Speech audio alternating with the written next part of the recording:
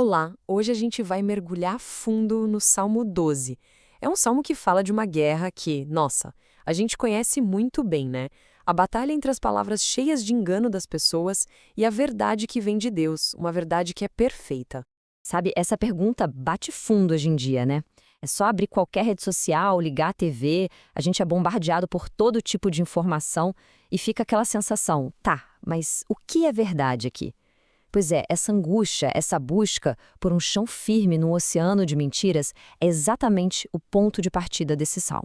E o mais incrível é que essa sensação não é de agora, de jeito nenhum. Milhares de anos atrás, o salmista Davi sentiu exatamente a mesma coisa. E o Salmo 12, então, funciona quase como um mapa, sabe? Uma lente para a gente entender essa guerra de palavras e, o mais importante, para a gente encontrar um alicerce de verdade. Então vamos entrar na primeira parte. O Salmo começa com um diagnóstico bem forte da sociedade daquela época. Uma sociedade que está doente. E a raiz dessa doença está nas palavras, na desonestidade. O Salmo já abre com um grito, um pedido de socorro desesperado. Socorro, Senhor. Dá para sentir o peso, né? Davi olha em volta e tem a sensação de que a base moral de tudo ruiu. E por quê? Ele diz que os piedosos e os fiéis sumiram. Em hebraico, os termos são Hassid, que são aqueles leais à aliança com Deus, e Emunim, que são as pessoas de confiança firmes. Para ele, era como se não sobrasse mais ninguém, como se ele fosse o último de pé no meio de um mundo de engano. E o salmista aponta a raiz de todo esse problema. É uma expressão hebraica fantástica, leve voleve. Literalmente significa um coração e um coração. Pensa nisso. É a imagem da duplicidade. É aquela pessoa que tem um coração para mostrar em público e outro bem diferente, escondido com as intenções reais. É daí, desse coração dividido, que nascem todas as mentiras e a falsidade. E como é que esse coração duplo age no dia a dia? O Salmo descreve as armas que ele usa. E olha, não são espadas, não são lanças. As armas são as palavras. São as mentiras descaradas ditas na cara dura. São os lábios que bajulam, que elogiam, não por sinceridade, mas para manipular, para ganhar poder. Essa bajulação, entende? Não é um simples elogio. É uma arma usada para desarmar a pessoa antes do golpe final. E aí a gente chega no auge da arrogância dessa gente. Eles chegam a dizer: com a nossa língua prevaleceremos. Os lábios são nossos, quem é senhor sobre nós? É chocante. Isso é uma declaração de independência total, de autonomia absoluta. É a ideia de que eu falo o que eu quero, eu crio a minha própria realidade com as minhas palavras. Dizer os lábios são nossos é basicamente dizer que não existe nenhuma autoridade acima deles, nem mesmo Deus.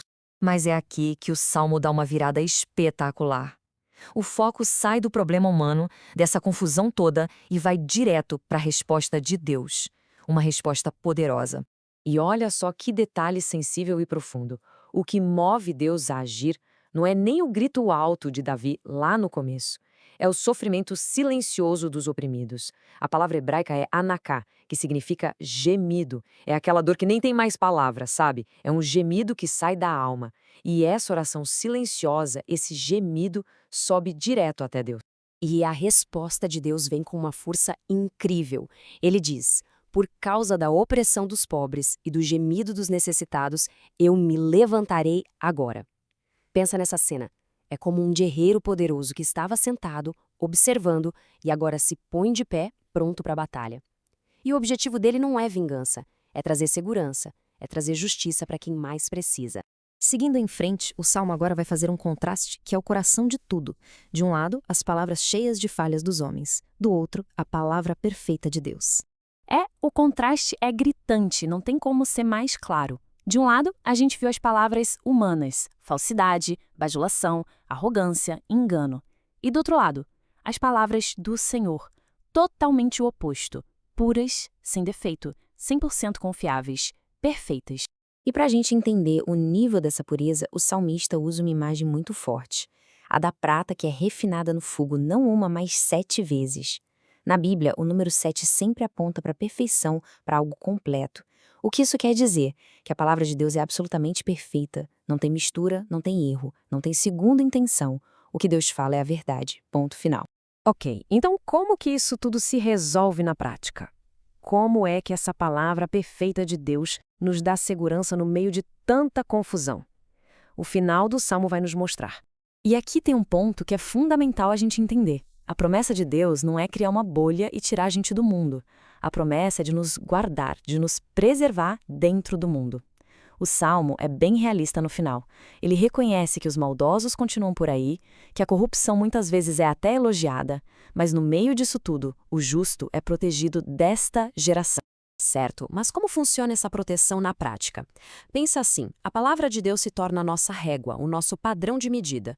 No meio de tantas vozes, tantas narrativas, tantas verdades disputando nossa atenção, é a palavra que a gente usa para medir o que é de fato verdadeiro, o que é bom, o que é justo.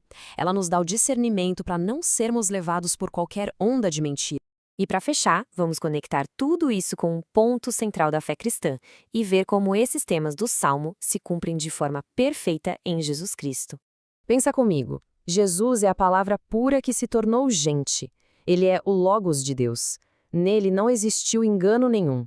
Ao mesmo tempo, ele foi a maior vítima das palavras falsas. Foi traído pelo beijo de Judas, que é a imagem máxima dos lábios bajuladores e do coração fingido. E, por fim, é ele quem cumpre de forma definitiva a promessa de Deus. Jesus é aquele que se levantou na ressurreição para trazer salvação e segurança eterna para o seu povo. E então, o Salmo nos deixa com essa pergunta que ecoa até hoje. No mundo onde muitas vezes a mentira é exaltada e a falsidade é aplaudida, a questão que fica é: onde a nossa vida está ancorada? Nas palavras instáveis e enganosas dos homens que são como areia movediça? Ou na palavra de Deus, que é pura, eterna e firme como uma rocha?